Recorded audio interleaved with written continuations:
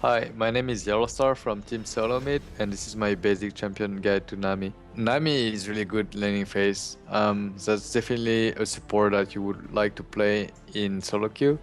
You have a lot of sustain, a lot of damage, burst damage, and CC. So laning phase is really good. When she's a bit worse, it comes to when you're getting ganked. You still struggle, but since you're really far ahead by bullying your opponents, then if you see the enemy jungler coming, then you can be ready and face them like 2v3. This is what you would like to be. I mean, the best case scenario. You should play off the vision because once they will walk in, then you can auto sustain and then they will just instantly lose the trade. So if they have long range, they will try to just poke you down and farm as much as they can, and if not, then you will just take over the lane. So in the laning phase, when you have Nami, you should look to play really aggressive starting level 1. But playing aggressive doesn't mean that you have to walk up to them trying to attack them because you will get the minion aggro. So you have to play kind of smart and out of the minion range. So you would like to control the bush so you can poke them down. Like you walk up to them and then try to play with the vision. One auto, and then it doesn't matter if you're taking some damage because you still have the W to heal up and damage them at the same time. And then once you get level 2 and they're out of position and you can see that you have an opportunity to be able to Q them, then you should take Q level 2. If not, you should take E so your AD can apply a lot of pressure. And once you see that your AD is starting to auto attack them, you can use E spell on them and it's gonna deal a lot of damage. Nami's team fighting is okay, it's not the best, but if you can get a good ultimate, so if you have like opponents running to you and you can see that you can get a good ultimate off, then start with it. And then you can still like kite backwards, but if you manage to land the ultimate, then you can ensure the Q spell because they're gonna be bumped, and then when they're bumped you can just throw the Q spell and they're gonna be stunned for a while. So she's okay if you can land a good ultimate, but if you cannot, then she is not as useful as you would like because she's really squishy. When you're playing Nami on lane and you can get a W on your opponents, it's gonna bounce to you, and then you can make another bounce if the second enemy is close enough. So you can actually poke two of them, but it makes you in a position of danger if they have CC, for example.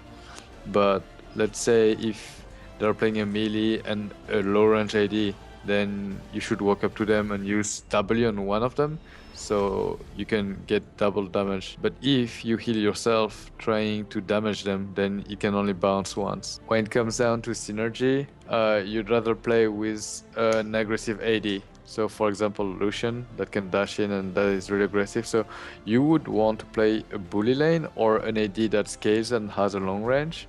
But if you really want to win in solo queue, let's be honest, you have to play really aggressive and a lane bully because when you're winning lane, then you have a higher chance to win the game. You can have two rune pages with Nami. The one would be when you can get a lot of auto attacks off on the laning phase. So for example, if you're playing against a melee support, you would want to take 9 AD marks. In seals, you would go for HP flat. In blue, you would go for AP. In quints, you would take armor. The second case would be where you're playing against two range, or not two range, but two enemies that can burst you down, and you would rather like stay a bit back in order not to get one shot.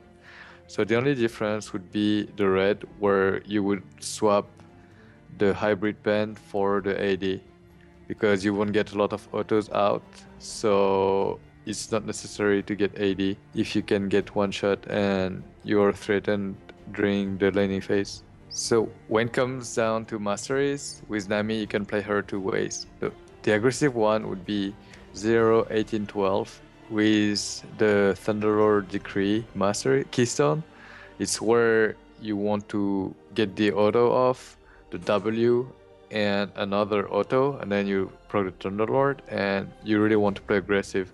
The other case is if they can one-shot you and you feel that you're in danger, you would rather go for the Wind Speaker Blessing, where you would just step a bit back behind your AD, or something similar. And then if they focus your AD, then you have stronger heals, you have the E, and it's mainly where you don't want to be in front trying to poke them alone. For Nami skill order, you would start with the W. It brings a lot of sustain, a lot of poke on lane, and you can really play aggressive early on because the healing is just too high and a lot of damages. Level 2, you'd rather go for Q if you see that you have an opportunity. If you get too faster, then you could look for a bubble. But if they're like stepping really far back, then you would rather go for E, where your AD could dash in and then just proc the E.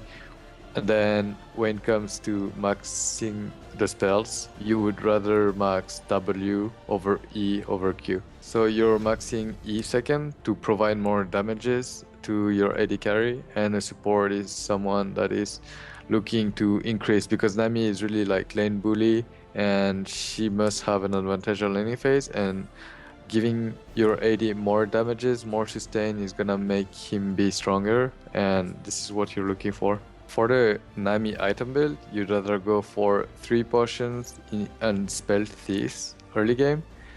And then when it comes to the first back, if you have the money for Sidestone, then sure, afford it.